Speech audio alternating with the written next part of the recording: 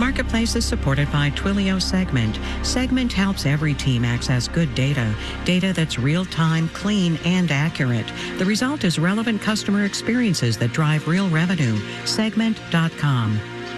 The state of the American consumer, Sino-American relations, and democracy, and the state of this economy, all as Janet Yellen sees them from American Public Media. This is Marketplace.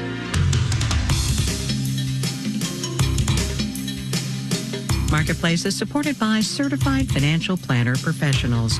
Learn more about CFP professionals at letsmakeaplan.org.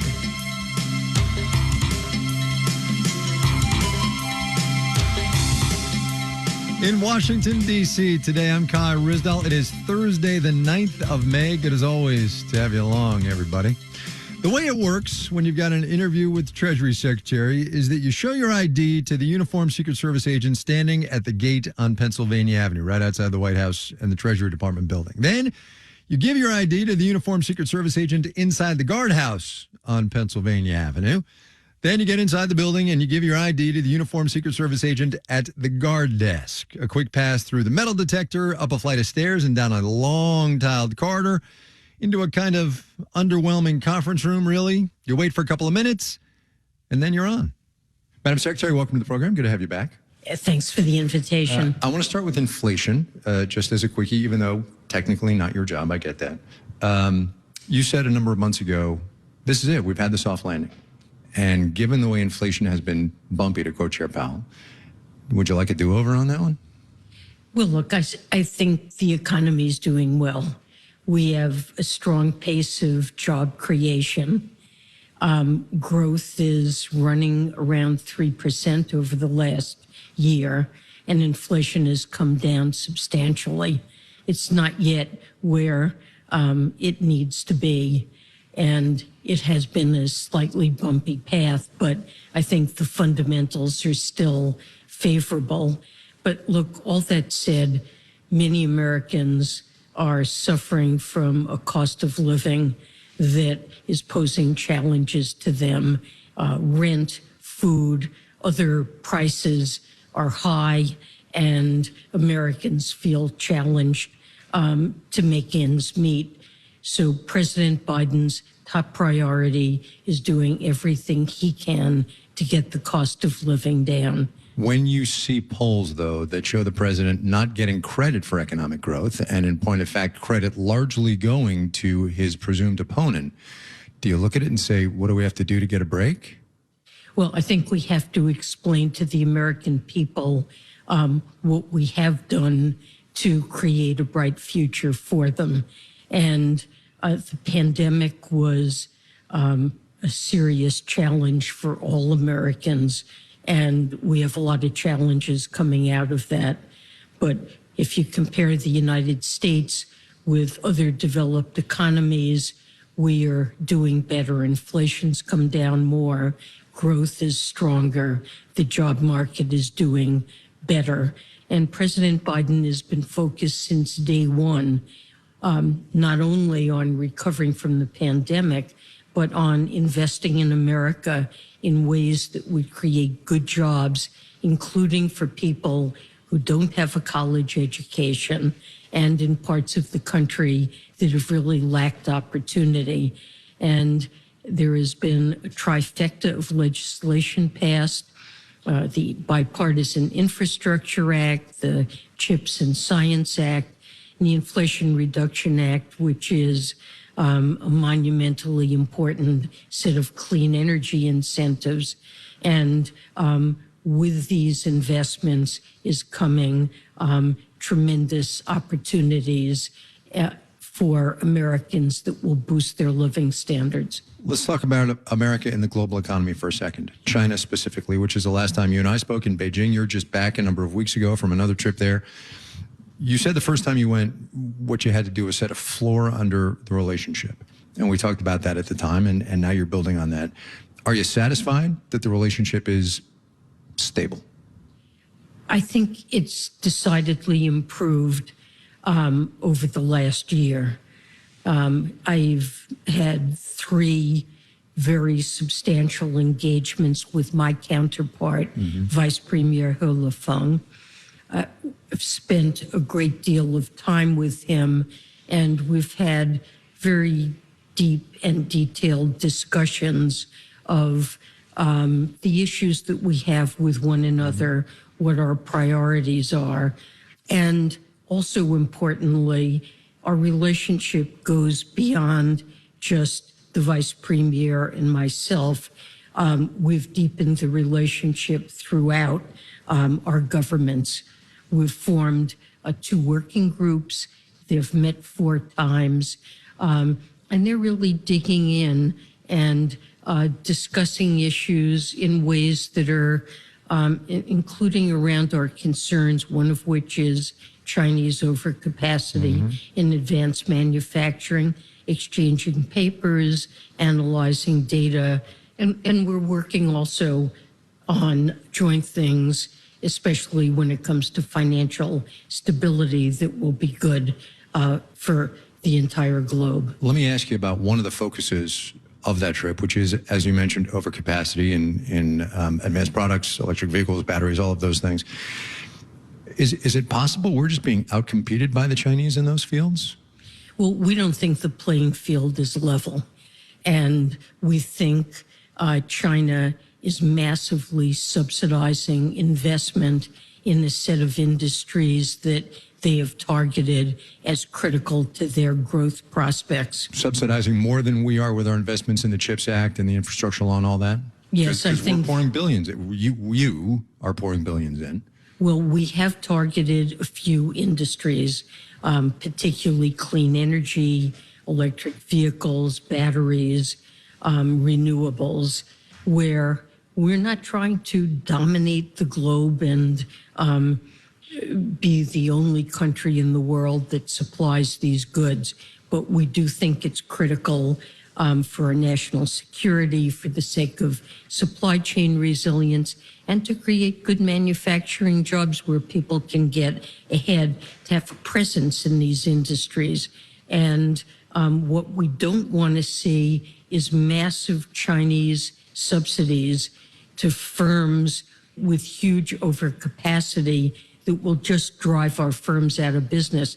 I think what's happened in China is that China has a macroeconomic situation where an unusually low fraction of their output, their economy's output, is devoted to consumer spending. And they have a savings rate that's the highest, among the highest in the world, around 45%. They used to channel that savings into infrastructure, then into real estate and property development. Which has been problematic. And that sector has problems. And what to do with all of those funds? Well, their decision is, let's channel those funds that we don't need to put into property and infrastructure into advanced manufacturing. And China has built enough capacity, for example, in solar panels to supply twice the total global demand. So, we suffered in the late 1990s and early 2000s what's called a China shock, in which really Chinese dumping and overcapacity caused layoffs of many American workers in many parts of the country. And we don't want to see that happen again. I'm going to oversimplify here, but bear with me.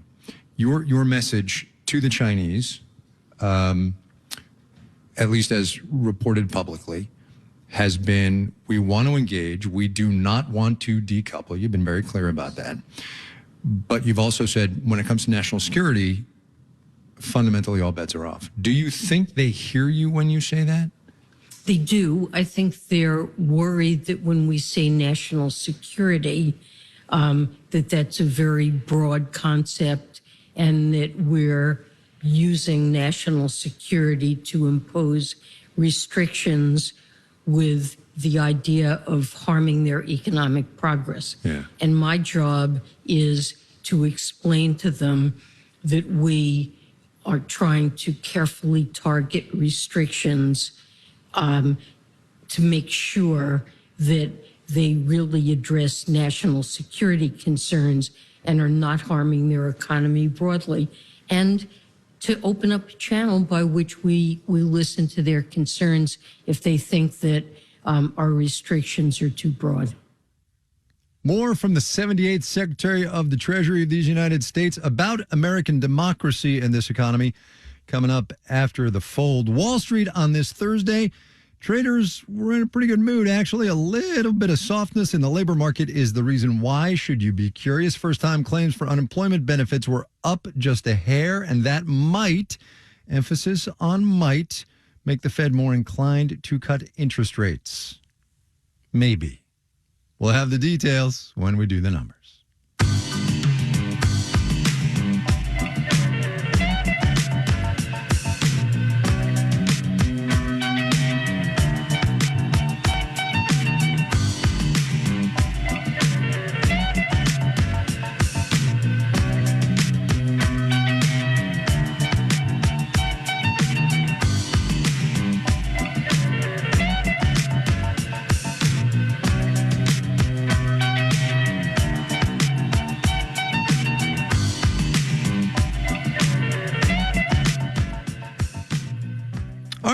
Let's do the numbers.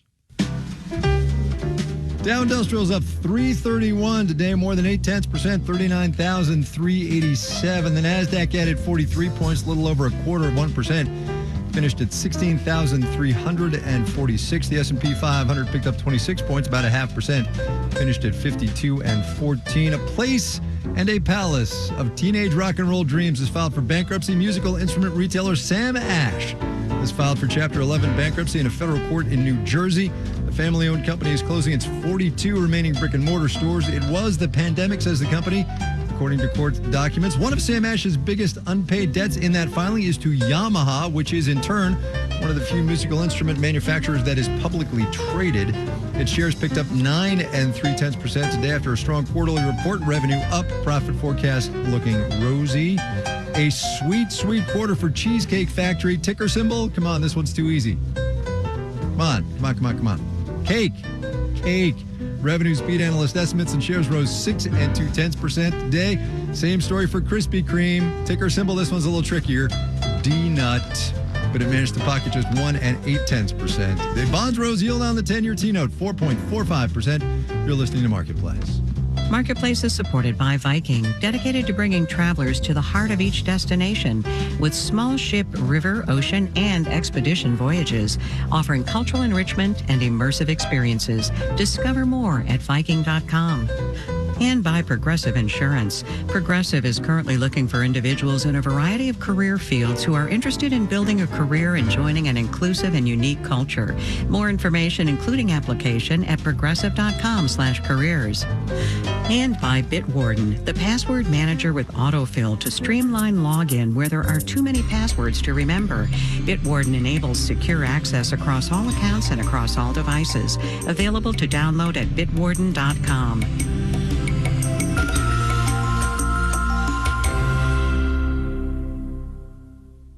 WBEZ is supported by CleanOrigin.com. WBEZ is supported by Northwestern Engineering's Master of Product Design and Development Management, where students prepare for an innovative future in product management, business, and design.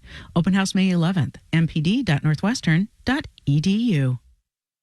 WBEZ is supported by Brookfield Zoo Chicago, committed to making a difference toward the conservation of animals while providing a connection with wildlife, nature, and lifelong memories. Brookfield Zoo Chicago. Connect, care, conserve. Hey, it's Steve Inskeep. And I'm Aisha Roscoe. That extra car that you're not really using? That car could be worth hundreds of dollars in support or more as a donation. Think about it. Find out how at wbez.org/car. You're listening to your public radio station. This is 91.5 FM, WBEZ, Chicago. This is Marketplace. I'm Kai Ryssdal. We talked, Secretary Yellen and I did, for 15 or so minutes today. 8-ish of it you already heard. Big picture economic issues, American consumers, the China relationship. And then I made a turn. Here you go. New subject. You gave a speech last Friday in Arizona in which you, by your own words, sort of went where Treasury secretaries don't usually go. And you started talking about the importance of democracy to the American economy and democratic institutions to the importance of this economy. Among them, rule of law, regulation, the right of appeal, all of those things. Do you believe that the rule of law is under threat in this country right now? And what will that mean for this economy? Well, we have seen attacks on institutions, American institutions, independent institutions like the Federal Reserve. And of course, January 6th was a huge attack on American democracy and something that was frightening. So I think we do have to worry about the state of American democracy.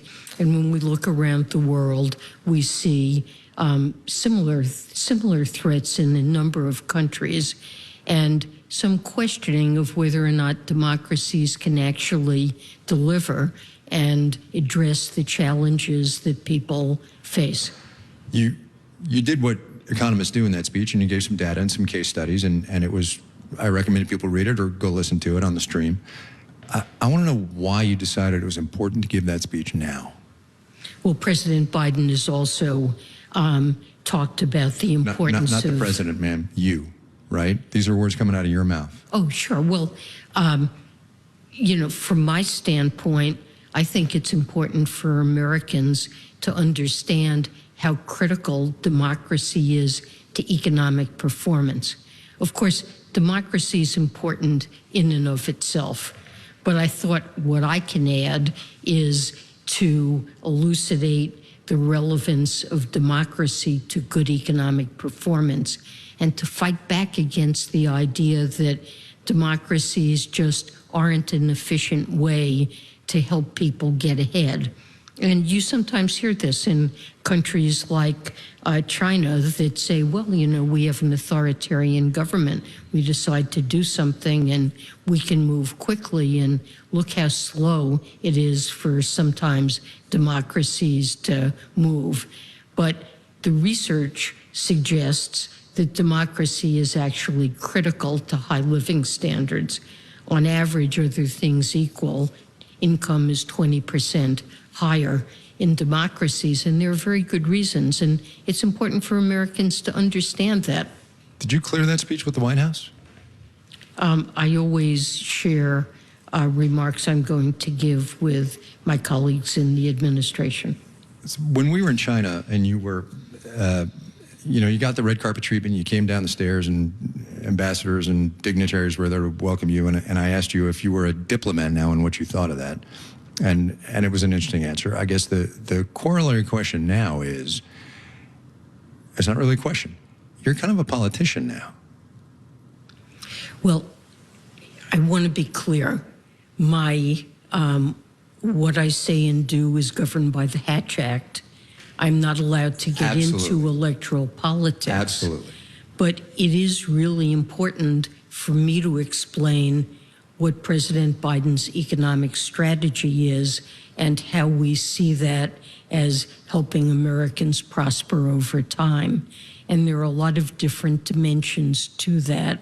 And one of them, I believe, is to explain why the policies we're putting into place are the appropriate ones to address a lot of long-standing structural issues. Look, we've seen in this country over decades that the typical American who does not have a 4-year college degree has barely seen any increase in their real or inflation-adjusted wages really in 40 or 50 years.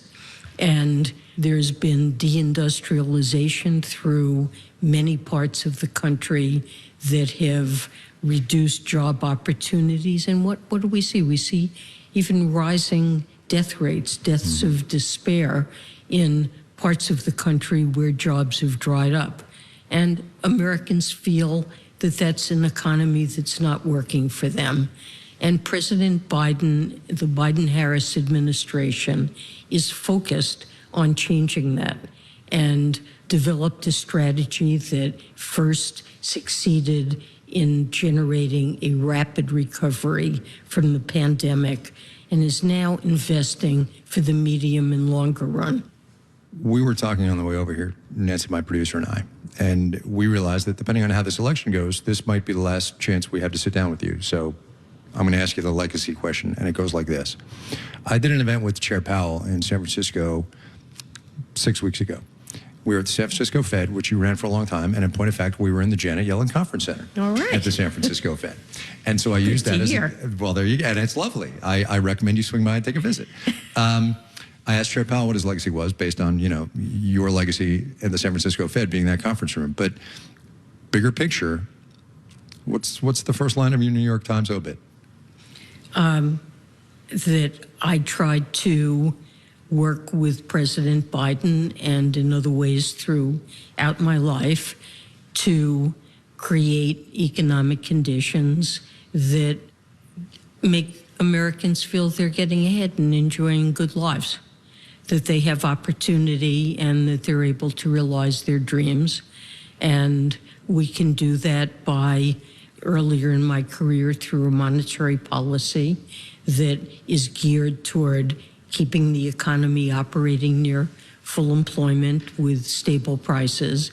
And in this phase, working with President Biden to put in place fiscal policies that create important job opportunities for people, regardless of whether they have a college education, that give them the training and create the opportunities they need to succeed and feel they're getting ahead and creating good and better lives for their children.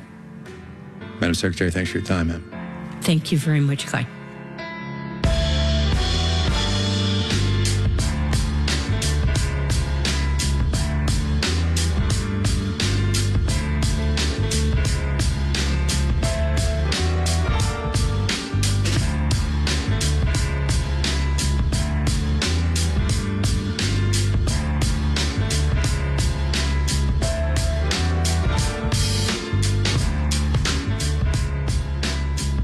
As you heard from Secretary Yellen, the U.S.-China economic relationship is complicated.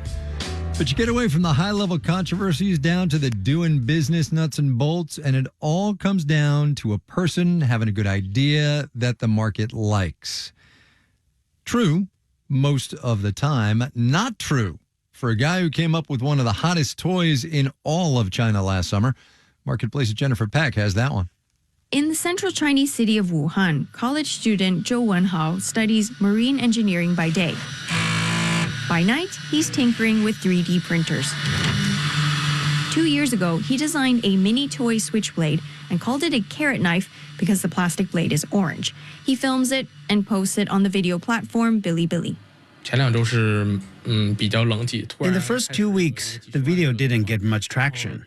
Then it got hundreds of thousands of views, and I sold a couple hundred carrot knives. Orders started to fizzle. Zhou Wenhao moved on to other designs. And last summer, at the urging of a friend, he uploaded the carrot knife video again, this time on another platform, TikTok's Chinese sister site, Douyin.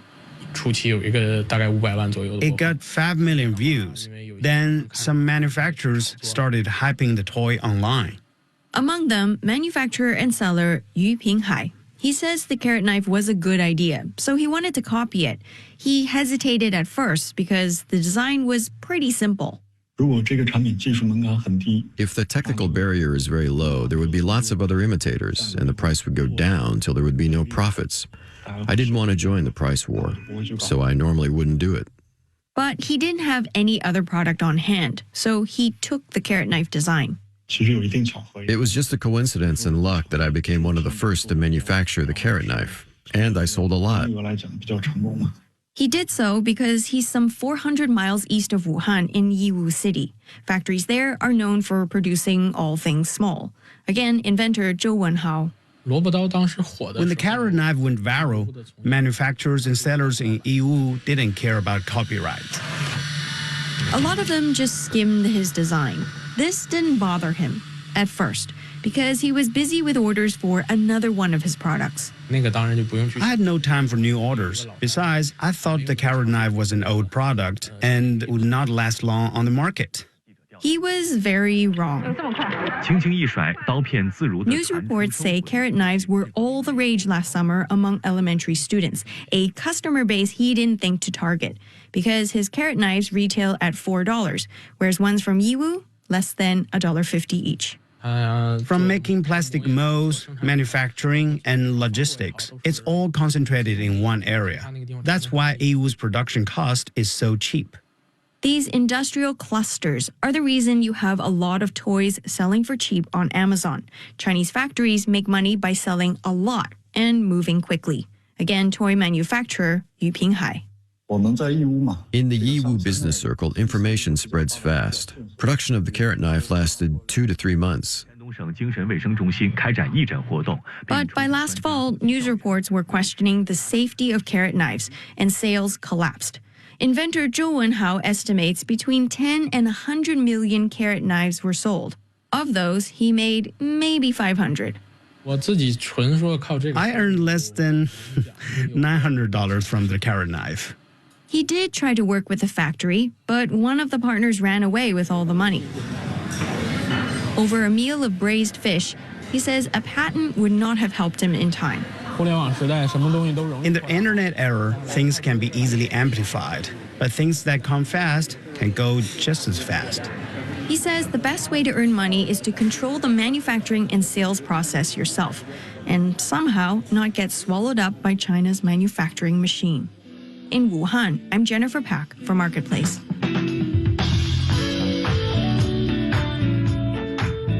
If you need, and I know you do, an early start to your business day, all the economic news you need to know comes to you from David Brancaccio and the gang at the Marketplace Morning Report. Check it out.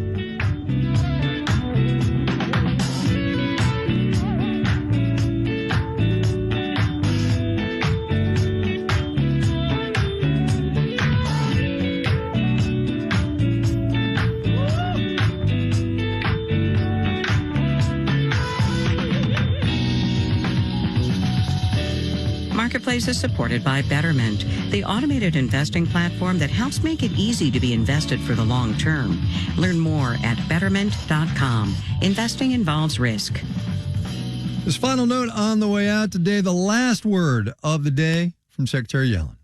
One more China question. You get all kinds of social media love for your food choices when you go to China. Your chopstick skills are apparently impeccable. What do you? I'm glad to hear that. What do you make of that? I think the Chinese are happy to see a person who appreciates Chinese culture and is a regular person that they can identify with. Is that your regular person? Yeah, I think so. John Buckley, John Gordon, Noya Carr, Diantha Parker, Amanda Peter, and Stephanie Seek are all regular people as well. They're the Marketplace editing staff. Amir Bibawe, also a regular person, is the managing editor. I'm Kai Risdal. We will see you tomorrow, everybody.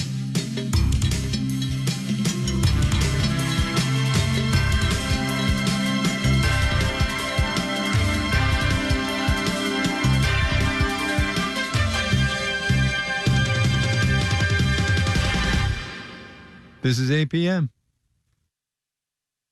WBEZ is supported by Navy Pier. Navy Pier offers year-round programming, including performances, art installations, and more. Visitors can see Chicago from 200 feet above on the Centennial Ferris wheel. Learn more at NavyPier.org. WBEZ is supported by the Driehaus Museum, featuring Chicago Collects, Jewelry in Perspective. Opening May. WBEZ is supported by the University of Chicago Medicine Comprehensive Cancer Center, where patients and families are supported by an individual nurse navigator. 20 locations across Chicagoland and Northwest Indiana. uChicagoMedicine.org/neverwonder. He said, "I hope we can overcome them now." The veteran Israeli leader reiterated that his country had to destroy the remaining 4 Hamas battalions it says are in Rafah. One of Europe's most wanted people smugglers has admitted trafficking thousands of people to the continent, knowing it was illegal and dangerous. Barzan Majid, who is nicknamed the Scorpion, said the migrants had begged him for help. The BBC tracked him down in Iraq, Sue Mitchell reports. Barzan Majid is an Iraqi national who came to the UK illegally in 2006. He was convicted of drug and firearm offences and deported, but the contacts he made in Britain helped Majid become the head of a major people trafficking gang. When we confronted him, he said he'd lost count of how many people he'd trafficked to Europe. Maybe 1,000, maybe 10,000. I don't know. I didn't count.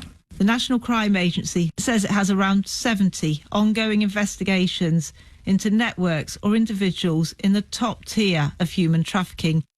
Panama's president-elect says he will deport U.S.-bound migrants who arrive in the country from the dangerous jungle area known as the Darien Gap.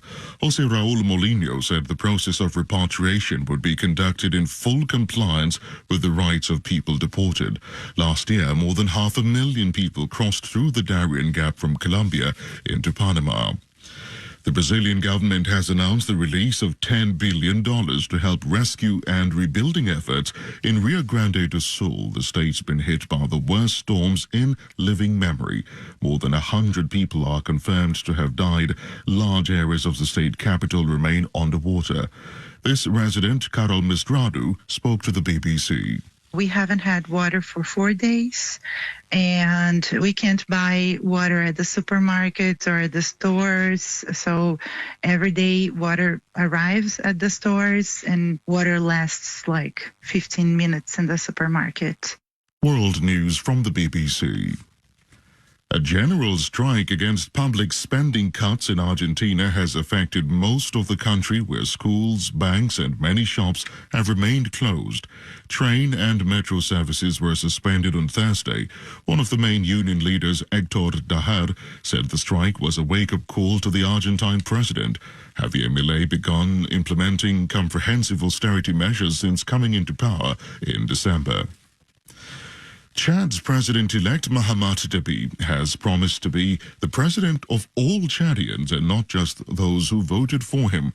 On Thursday, election officials announced that General Deby, who is the current military ruler, had won Monday's presidential election with 61% of the vote based on provisional results. Mr. Deby gave a nationwide address. In view of this sweeping victory, I am now the elected president of all Chadians, not only the president of those who voted for me, but also the president of those who made other choices. General Deby's main challenger, Suksay Masra, also claimed victory shortly before the election results were announced. The Philippine National Security Council has called for Chinese diplomats to be expelled from the country for allegedly recording a phone conversation between a Chinese diplomat and a military official. The discussion is said to have been about the dispute over the South China Sea. The Philippines has accused individuals in the embassy of a malicious disinformation campaign that breached local laws and diplomatic protocols. More than 100,000 loaves of sliced bread have been recalled in Japan after parts of a rat's body were discovered inside 2 of them. The bread manufacturer Pasco Shikishima apologized to customers and stopped its assembly line while it investigated how the remains of the rodent had been mixed with its products. BBC News. Thank you for that news. Hello there and welcome to Newsday here on the BBC World Service this morning with James Copnell and Victoria Uwonhunda. Our continued coverage of the Gaza conflict as well as the floods in Brazil are some of the top stories we are covering here on Newsday. Tech giant Apple gets a bite from critics over their latest advert. We go to South Africa to see the efforts to save the African penguin. Isaac has the latest sporting news and the countdown to the world's biggest music event, Eurovision Song Contest, is truly on. We will take you to the hosting Swedish city Malmö to gauge the mood before the grand final tomorrow, Saturday.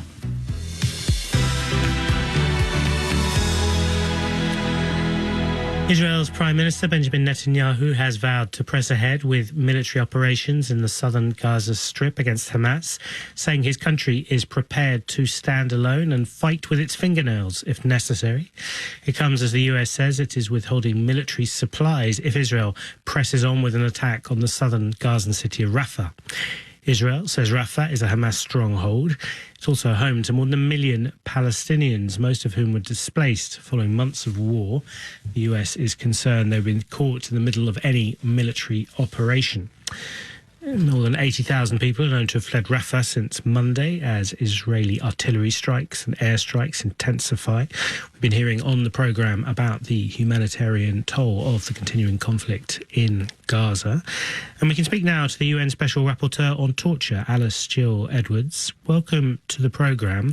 You wrote in a recent article that the collective punishment of the Palestinian people is, in my legal opinion, tantamount to torture, end quote. What did you mean by that? Look, this war has been devastating for civilians. It could not be a worse set of circumstances. The constant bombardment for Palestinians, deprivation of food, a sense of security, and so forth. That collective and indiscriminate distinction between combatants and civilians really leads to people suffering to an extent that I say is equivalent to suffering through forms of torture.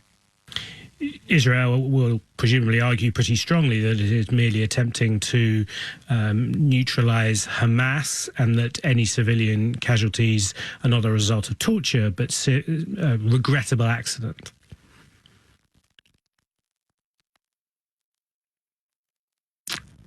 Hello, can you hear us? Sorry, that cut out just in the last... Apologies, yes. I was just putting what would presumably be Israel's counter-argument that they are going after Hamas and certainly not intending to kill, torture civilians. Look, as I said, it could not be a worse set of circumstances for civilians. Much more pressure must be brought to bear on Hamas to release all the hostages immediately, unconditionally. That is what the Security Council has demanded of them. And likewise, Israel must abide by international law and also the Security Council resolution. At the end of the day, Israel will be able to put their side forward. And in the meantime, also in my foreign policy piece, we really need to have the interests and needs of civilians at heart and as priorities. If you are making this judgment, then the legal opinion, as you call it, that it is tantamount to torture, does that come with any international obligations in the way, say, that a ruling of genocide can do, that other countries in circumstances in which genocide is determined are obligated in some cases to step in? Does what you're saying now carry specific consequences? There are obligations to prevent torture that rests on the parties to the conflict. There are the absolute prohibition on torture applies regardless of any armed conflict. I've also been reviewing the attacks of 7th of October, and also in those awful attacks, there were egregious forms of torture. And likewise, I've also been reviewing treatment of Palestinian detainees by Israel. The international community, in my view, although I know a lot of efforts are putting into the presently negotiated ceasefire, really need to push forward on that. Further massive infrastructure destruction is not going to bring about an end to this conflict or to peace and will only lead to further human suffering. I think there's a lot more that could be done. Alice Jill Edwards, the UN Special Rapporteur on Torture, thank you very much.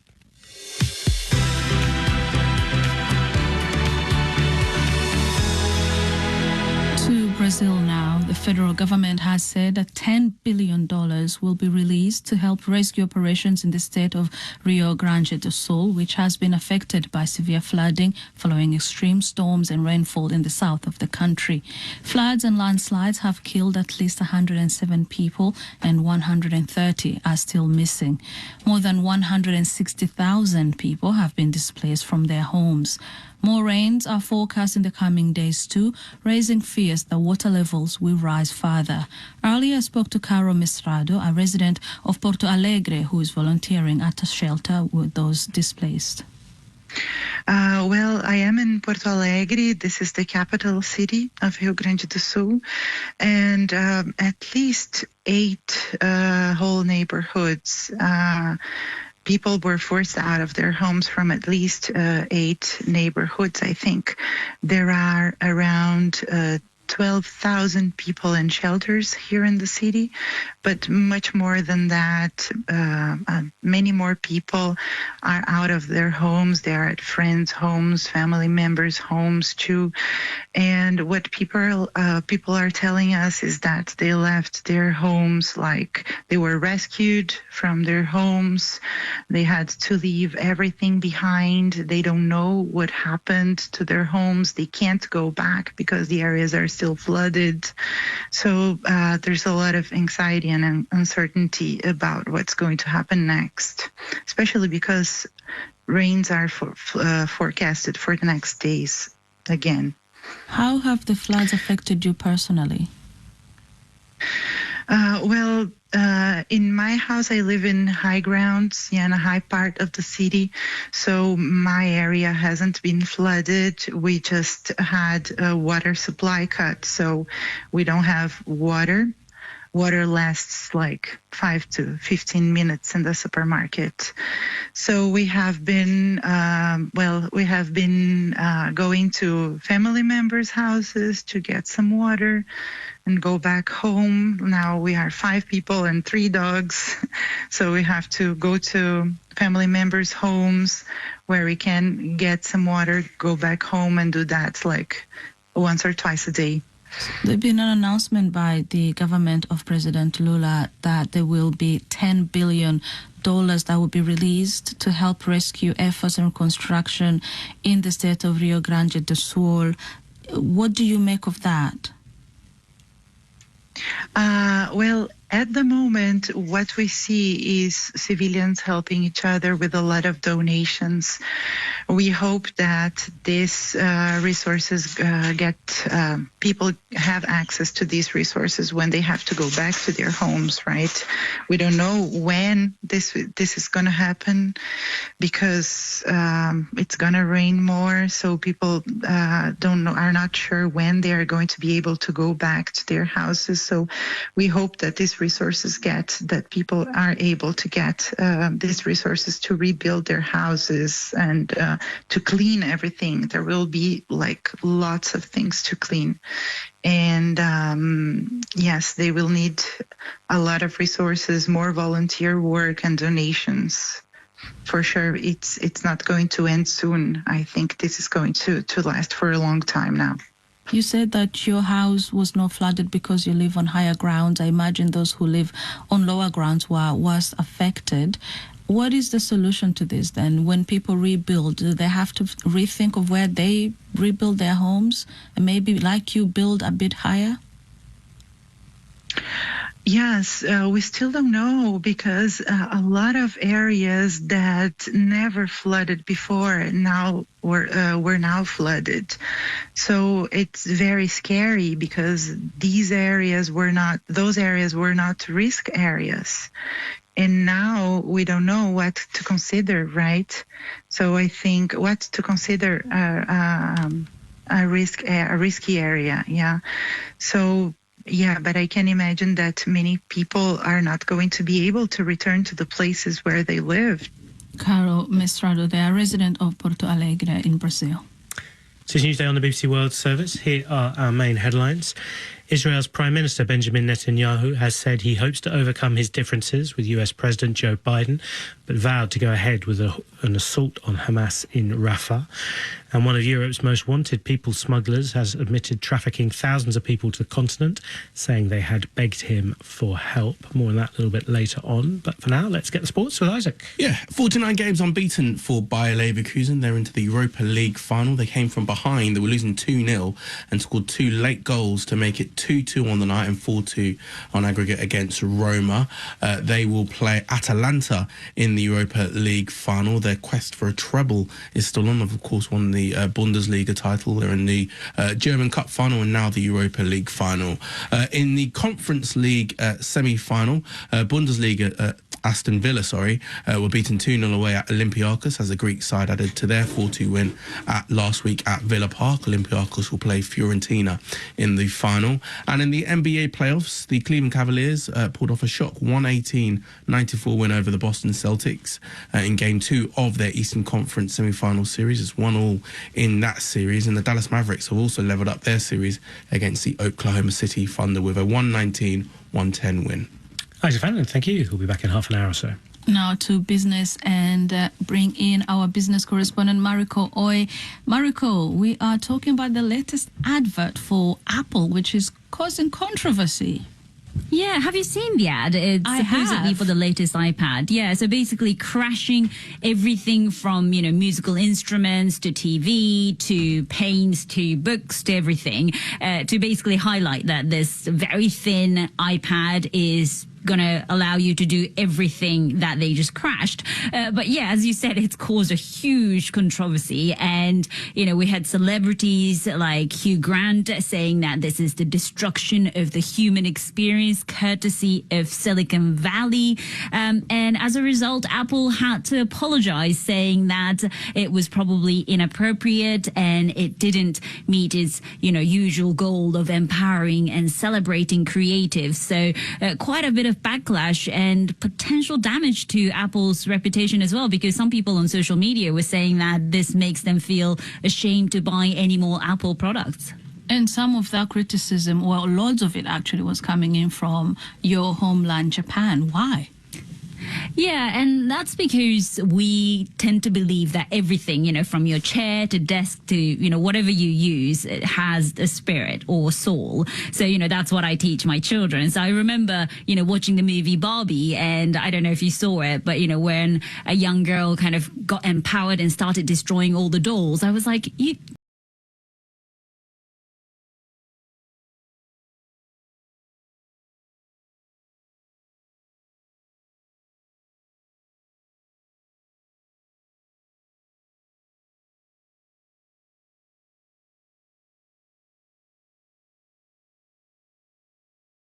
WBEZ is supported by the University of Chicago Medicine Comprehensive Cancer Center.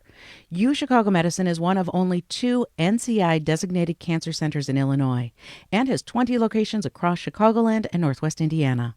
uChicagoMedicine.org/neverwonder. The point is the fact that every item has a soul. I really love it. I truly love it. Lovely. Mariko Oi, thank you for teaching me that. Our business correspondent in Singapore, Mariko Oi. Now, the African penguin is on course to become extinct in the wild by 2035, so warn conservationists who are taking the South African government to court over what they say is a failure to adequately protect the species. The penguin population has been reduced by 99% over the last century, but wildlife experts hope their legal action might still save the birds. From South Africa, Jenny Hill sent this report. The sea is swelling around South Africa's Western Cape, and there's a stench of fish in the air. And in front of me, there are scores of small penguins picking their way across the shore. One of them's just shaking his tail. He's just come out of the water. These are African penguins. There's a colony of them here, but their existence is a precarious one. There are natural predators, seals, gulls, but the real enemy is human, wrecking their habitat and taking their food. So you can see this one near the water is quite skinny. You can see it hasn't got much fat in it. Alistair McInnes is a seabird conservationist.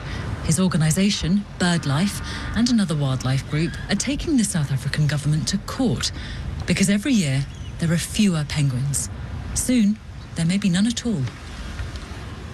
If the current rates of decline persist into the near future, we could see the extinction of the species within our lifetime by 2035. So this situation is extremely urgent. Hunger haunts the penguin colonies. At a nearby wildlife shelter, workers do their best to feed up the casualties. So it happens when they're very emaciated. Then you can start with fish or food after 24 hours. The African penguin depends on sardines and anchovies, but the fish are a valuable commodity too for the fishing industry here. So South Africa's entering untested legal waters. Fishermen are already banned from some areas around the colonies.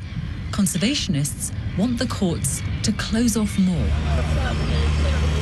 But as fishing boats putter in and out of the small harbours along the coast, there's anger. Further closures, fishermen warn, will cost money and jobs. And it's unfair, they say, to put all the blame on them. We're a fraction of the problem. Shamira Daniels is from the South African Pelagic Fishing Industry Association, which represents many of those workers. There's predation, seals, sharks. We've got oil and gas exploitation, noise pollution. There's so much going on. It's just a short run, 8 kilometers to the island, 8.5 kilometers to the island. It takes about 20 minutes by boats to get from the mainland to Dyer Island. There's another penguin colony there. Salt spray is flying as we bounce across the waves.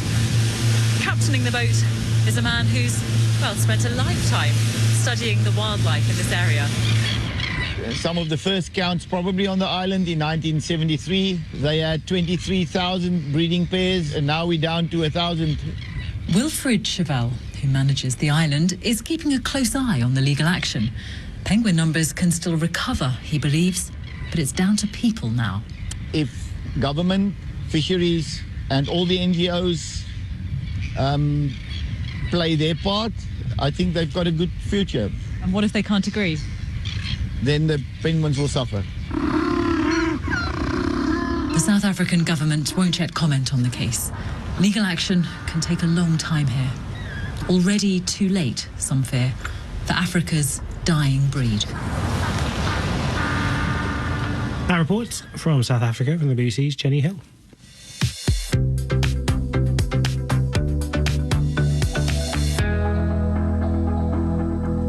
The second semi-final of the Eurovision Song Contest took place on Thursday night in Malmö in southern Sweden, and Israeli singer Eden Golan qualified for the final with this song. Every day I'm losing my mind, holding on in this mysterious ride, dancing in the storm. That is Hurricane, and speaking after the show, she said that she was overwhelmed with emotions, but her success came hours after thousands of pro-Palestinian protesters had gathered in the streets of Malmö, where the contest is being held, to show their support for Gaza. A smaller demonstration in support of Israel also took place. Well, joining us now is probably one of the few people I know who loves Eurovision more than I do, William Lee Adams, my colleague here at the BBC. He's also written a book about Eurovision and also runs a YouTube channel covering what else but the contest. William, welcome to the program. Good to have you on. What is the atmosphere like in Malmö? Good morning, Vic. So usually Eurovision is the happiest time of year, but this year it's incredibly divided. I think that Eurovision is a microcosm of the real world, and so those tensions have really crept into the contest. On the streets, there are banners that say "United by Music," and they're in bright neon colors. But adjacent to that, you have police sirens escorting the Israeli act through the city. You have protesters on the street, and you have a security infrastructure that's tighter and bigger and more in your face than ever. So let's talk about Eden Golan and her song Hurricane and the performance last night at the semi-final.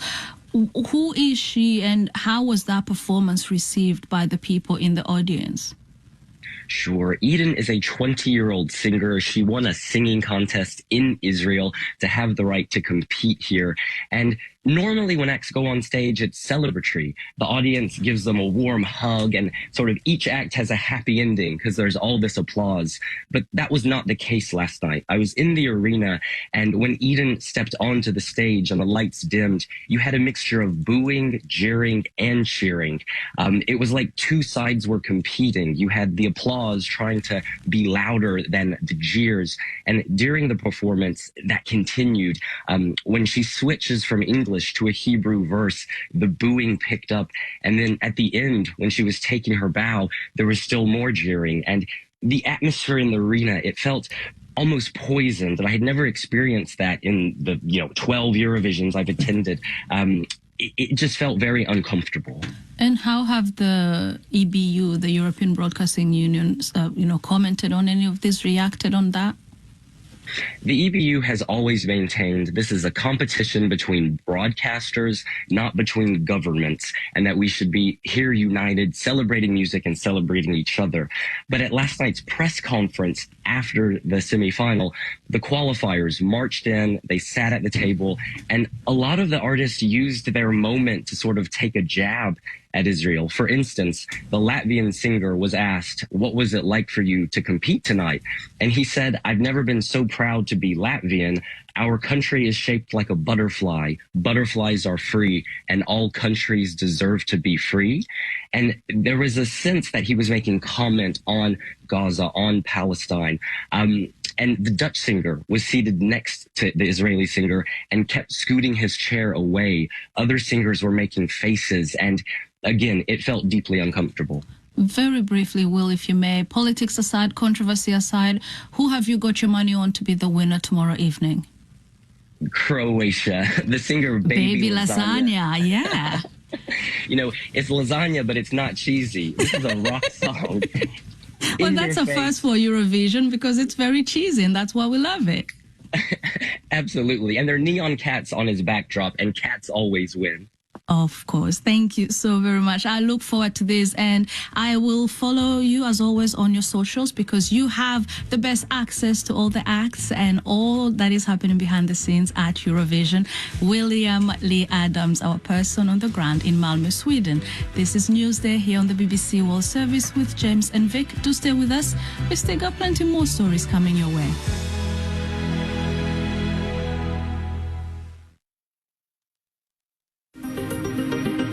Distribution of the BBC World Service in the U.S. is made possible by American Public Media, producer and distributor of award-winning public radio content. APM, American Public Media. With support from Fidelity, a dedicated advisor can help create a wealth plan for a full financial picture. Investment minimum supply, Fidelity Brokerage Services, LLC.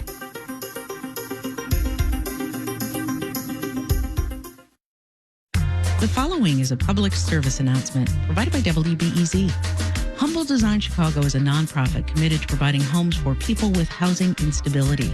They're looking for volunteers to process donations and sort furniture at their warehouse in Wentworth Gardens. Volunteers must be 18 or older and be prepared to lift heavy items. More information at humbledesign.org. This is 91.5 WBEZ.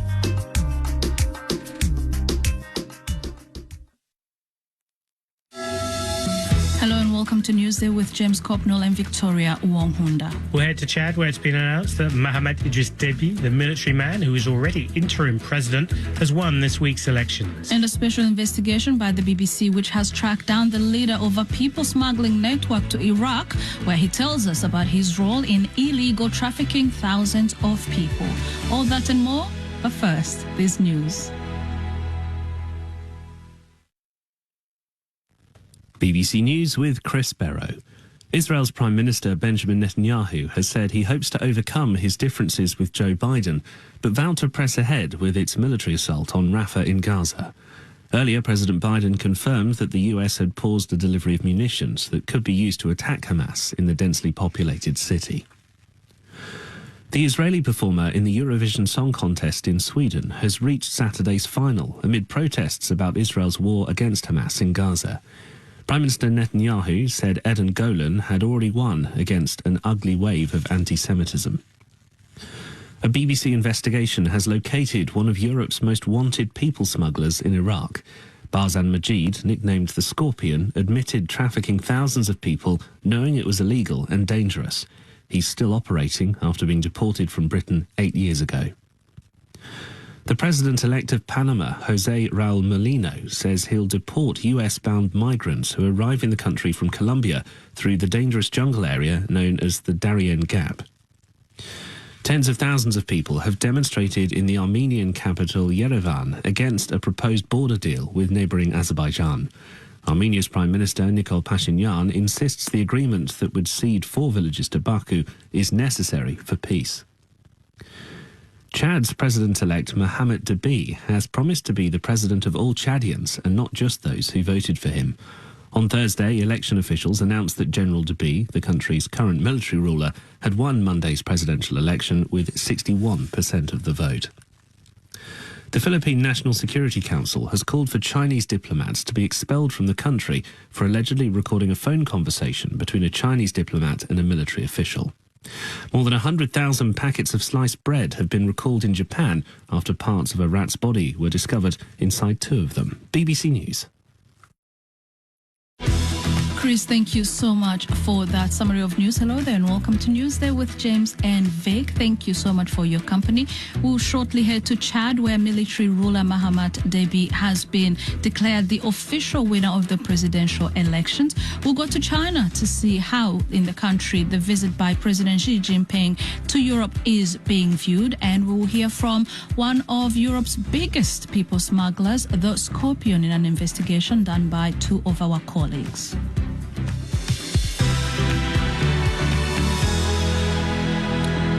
We start, though, with some celebrations in Chad.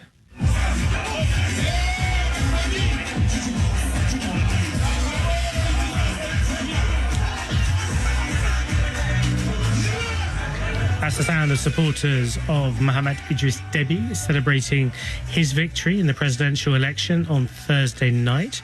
The election body said Deby had won 61% of the vote based on provisional results. The announcement comes several days earlier than expected. Deby's main challenger, the opposition leader turned Prime Minister Sukseh Masra, also claimed victory shortly before the election results were announced. His party has complained of threats against its supporters, and Sukseh Masra is now alleging on social media that the vote was rigged. Worth recalling that Mohamed Idris Deby was declared president by the army in 2021 after his father, Idris Deby Itno, was killed in a gun battle with rebels. For the latest, we can head to the capital in N'Djamena, speak to the journalist Mohamed Adamu. Good morning to you. What is the atmosphere like in N'Djamena right now? We heard there was some gunfire last night. Yeah, this morning the tension has eased a little bit, but yesterday, right after the announcement of the provisional result, the Kaka, the president candidate Kaka, supporters have celebrated with gunfire, ululation and honking. And it was quite scary because some of the guns were like heavy guns. But this morning it settled down. And people gradually resumes their activities. Kaka is the nickname of Mohamed Idris Deby, isn't it? Exactly. So Sukseh Masra, the man who came second in those official results at least, he doesn't seem minded to accept the poll. Not at all. Yesterday, in a live Facebook broadcast, he said that a small number of individuals believe they can make people believe the election was won by the same system, I quote, that has been ruling Chad for decades. He also called his supporters to mobilize peacefully, and he declared himself the winner. So yeah, he's contesting this result, this provisional result. You will have observed a lot of elections in Chad over the years. What tends to happen next? Opposition contests, says it was rigged, then what?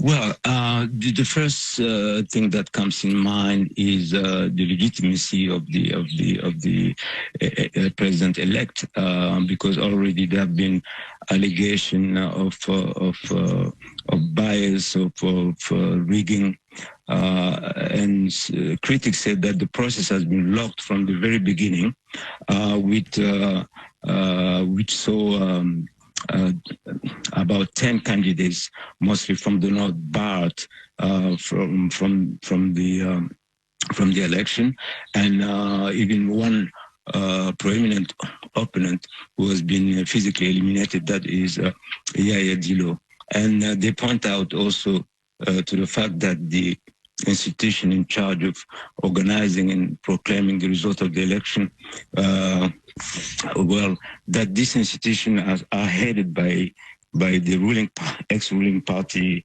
dignitaries, and namely this is the Electoral Management Agency and the Constitutional Council. So, what's your sense then? Are we heading towards potentially protests on the street? Is it likely that people will be simply too scared to come out? I think people will be scared to come out, but you never know. I mean, nobody wants to see a repeat of what happened in 22 protests during which dozens of people have been killed and arrested and wounded. But okay, rest to see if people will listen to Suksay Masra, who called them for mobilization. But in any case, this election has not been welcomed in a positive manner, but by all parties. And give us a sense of what could be the ripple effects beyond Chad. Its politics so closely linked to what happens in Sudan, many other places across the Sahel as well. Well, the situation in Chad is very particular because the international community has not condemned the constitutional coup d'etat that took place after the death of President Idriss Déby, and Oh, we seem to have lost the line there to N'Djamena. That was Mohamed Adamu, journalist, speaking to us about those election results announced in Chad.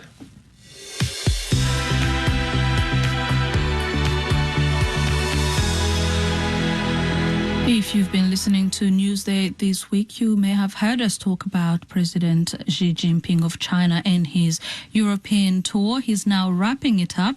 It was his first tour of Europe in 5 years, and he visited France and Beijing allies Serbia and Hungary.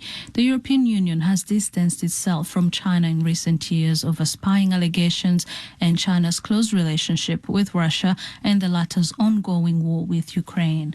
Let's get now an update on how it's gone from our China media analyst, Kerry Allen. Kerry, good morning to you and welcome back to Newsday. From President Xi's point of view, has this trip or tour been a success? This has been a huge success. If you're reading Chinese newspapers, that's the message that you keep on getting again and again. I keep seeing the word friendship used in on broadcasters like CCTV and in newspapers. Really an emphasis that this has been a very positive trip as Xi Jinping and as the Communist Party as a whole views it. Lots of video footage showing lots of smiles between Xi Jinping and his counterparts when he's been on this trip, an emphasis on lots of contracts, joint contracts being signed. Really, I mean, yeah, this has been the big message this week that for Chinese audiences, and it is quite interesting because they're used to reading quite negative media on the West as a whole. So they've been reading about the frictions with Europe, but no, if they're reading about this trip this week, all they're seeing is very, very positive media. And are they pointing to any particular country or countries when they talk about this friendship? All three, really. I think the relationship with Serbia in particular is extremely strong. So one of the things that's come out this week is that a joint statement between the two countries has been signed on the building of a community with a shared future. And media have been saying that this is the first European country to have this. At the same time, though, there's been a real emphasis that China and France have had a 60-year relationship of diplomatic ties. So that's been very much emphasised in reports, and a message that this is the longest relationship that China's had with a major Western country. So why, when we talk about these countries that he visited, looking from the outside, France, Serbia, Hungary, quite, to go from France to Serbia and Hungary is quite a big gap there. But those two countries, especially Serbia and Hungary, why those? What is their importance to Beijing and President Xi? Well, very much to Xi Jinping. One of his big initiatives is what's known as the Belt and Road, and it's very much to connect China with wider Europe, and both Serbia and Hungary are in a good position to do that. So with reports on these, there's been an emphasis that Xi's sent letters to steel workers, for example, very much praising the work that they've done to enhance infrastructure and working with Chinese companies.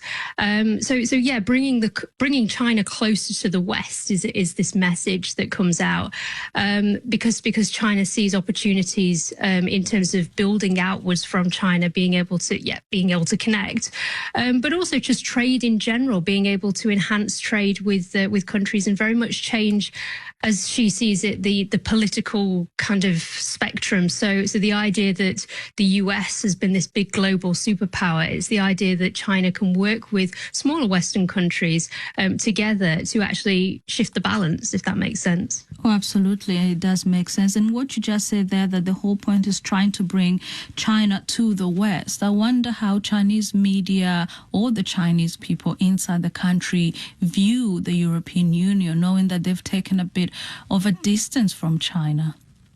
Yeah, they have. Yeah. I mean, when there are big trips like this, normally there's a message of hope. There's a message of relations being able to change. And one thing about Chinese culture in general is that there's a real positivity towards face-to-face meetings. So whenever meetings like this happen, Xi Jinping meeting Macron, for example, there's an emphasis that the idea that the two can sit down together, there's hope for a change in that relationship. And with France being such a major country, and with the trip being reported so positively, that's what people are hearing. They're hearing that this may actually change the relationship with the wider European Union, that because the trip's been seen as a success from China's point of view, but also France's point of view, it could be that more positive days are to come. Absolutely. Kerry, always a pleasure to hear your thoughts. Kerry Allen there, our China media analyst. Now, Isaac Fannon's got all the sports. So, 25 years since Manchester United completed that treble with the 2-1 late victory over Bayern Munich in the Champions League final at the new camp, arguably the club's peak. Plenty of highs since then, but in recent history they've had perhaps more lows than highs. No lower than Monday night's 4-0 thrashing at Selhurst Park to Crystal Palace. Speaking to BBC Five Live's Breakfast, the man who sent in the crosses for those 2 goals in injury time against Bayern Munich, David Beckham, says he hopes that their new documentary they're releasing called 99 will inspire some of the current crop. It's been a difficult time for the team over a few years now, but it was always going to be. When we were as successful as we were for the amount of years that we were, there was always going to be this time. Now, we feel probably it's gone on for a little bit too long, but it will mean something to these homegrown lads, without a doubt, because I've seen these players actually talk about, the inspiration of that moment in time. So we hope it inspires them. In the Europa Conference League, Greek side Olympiacos beat Aston Villa 2-0 to head into the final of that after winning 4-2 at Villa Park last week. They will play Italian side Fiorentina. Here is their owner, also Nottingham Forest's owner, Evangelos Marinakis. Of course, it's a very emotional victory. Our feelings, the club has 99 years history. It's the biggest achievement in history. And taking consideration our budgets, our organization, I think that that's an amazing victory today. But we hope that we can go all the way and celebrate with the Conference Cup. With the final being here in Athens, Yes. is that fate? Do you feel it's fated for you? Yes, I said it earlier, it's not now for Olympiacos, it's for Greece. This will be the biggest achievement ever from a Greek team. And we want all the Greeks to celebrate together and to support us. Yeah, that was Evangelos Marinakis speaking to the BBC's Natalie Perks. Senegal star Idrissa Gueye has been hosting a charity event in London on Thursday. The Everton midfielder's For Hope charity provides help to children affected by cancer and AIDS in Senegal and Africa more widely. It also provides food, baby cots for Senegalese nurseries and also, as well as equipment. He's been speaking to Newsday's Sarah Manai about what motivated him to start the charity. Because I know where I come from, and for me it's really important to give back for people, for children who are in need. We have the opportunity to help, so for me it's very good and important, and it's the education I get from my parents, from where I come from. So that's why it's really important for me to give back. Can you present the charity in a few words? For Hope Association is created by me and my friends to try to help people. Our motto is, alone we can go fast, but together we go farther. How relieved are you to arrive in this final game of the season against Sheffield United, knowing that Everton will be in the Premier League next season? It changes a lot, like comparing that than last season. We had to fight till the last game, so it was really, really difficult. This season too, we have to fight even more because we had this point dedication. So we fight all together when we believe we can do it, and we are really happy that we done it. But Everton is a big club, and they deserve more. The public deserve more. The club deserve more. So next season we have to do even more better to get this place than Everton deserves. It's like fighting for Europa League or Champions League, and because it's been a long time, the club is in the same situation, but things need to change, and it start maybe next season. Is there an African player this year that impressed you? Yeah, I'm very proud to see Nicola Jackson, what he's doing in Chelsea, because it's his first season in the Premier League, and the pressure is high, when you play in the team like Chelsea, but he keep proving and he keeps showing like he's a great player, and I think and I'm sure, inshallah, next season he will do really, really, really good. That's Everton midfielder Idrissa Gueye speaking to Sarah Manai.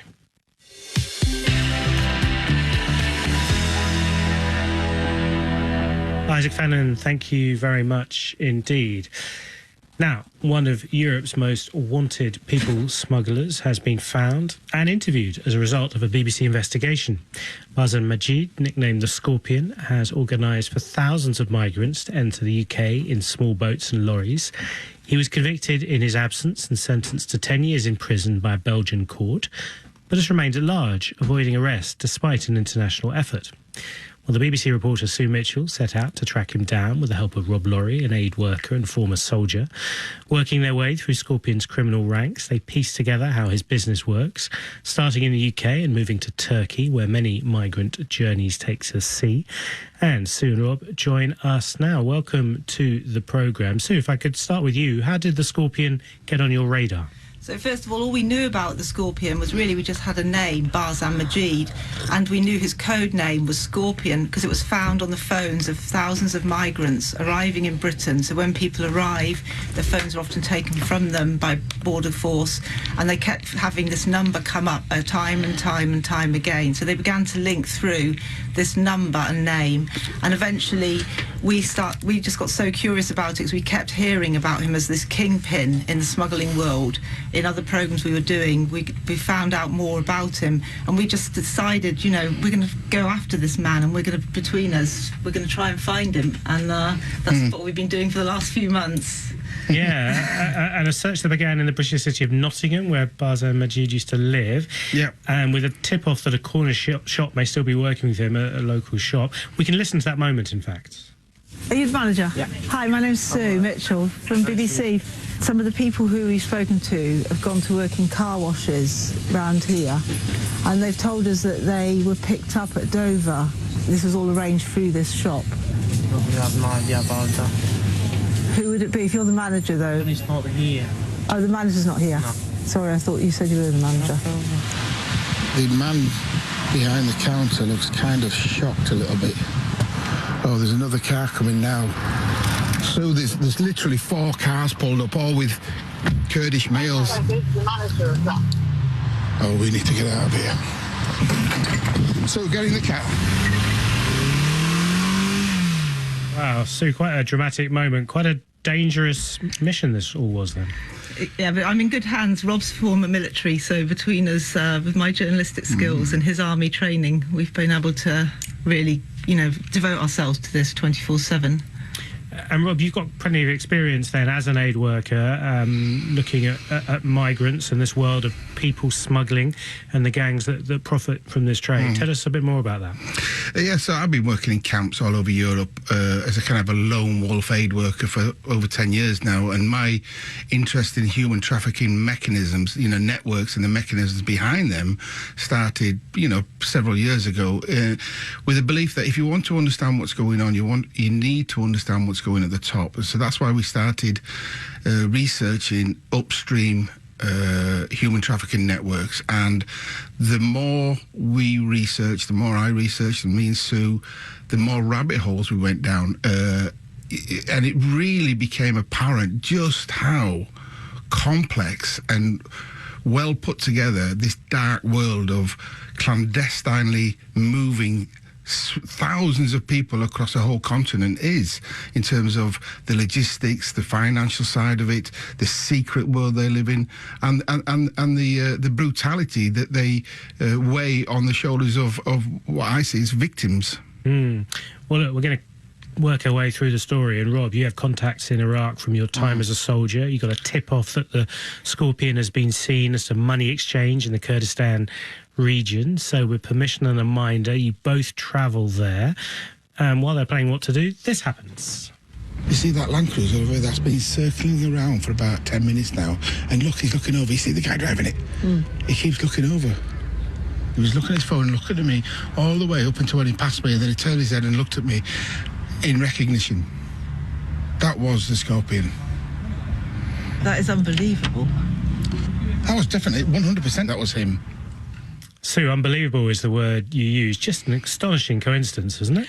It was amazing to find him, but it was so much work went into it. And actually, we at that point we tracked him down to this exclusive sealed city within a sort of city in Iraq, somewhere that only the very wealthiest in Iraq live, and we managed to gain entry into that sort of sealed city, and that was when that moment came. So I mean, it is extraordinary that we found him, but there was, so much went into the making of this, and it was very exciting and thrilling. I will just point out that my contacts are not from the army in Iraq. I never served in Iraq. I served in the 80s and the 90s, but I never served in Iraq. My contacts are born out of victims and upstream, low-ranking smugglers. So that I've got a whole library of people I can dive into at any time with Sue and seek information that we need. Great, right, okay, thank you very much indeed for that clarification. So you have this astonishing coincidence, but one backed by many, many months of hard work, and finally tracked down Barzan Majid. You get to talk to him, and we can listen to that moment too. Nobody forced them. They wanted to. They're begging the smugglers, please, do this for us. How many people do you think you've smuggled through the UK? Who, me? Yeah. Maybe 1,000, maybe 10,000. I don't know. I didn't count. Do you know how many phones had your number in it? A lot. Thousands of passengers had your number in their phones. I'm telling you, yeah. You're right what you're saying. I was on charge for Europe. And you were in charge of that? Yeah. Okay. But my job was the part of smuggling peoples. I didn't do it myself. Yeah. 99, 98, 95% people have my number. I was between all of them, like I said. But you know, right? You know that smuggling through Europe is illegal. highly illegal and highly dangerous. You know that. Of course.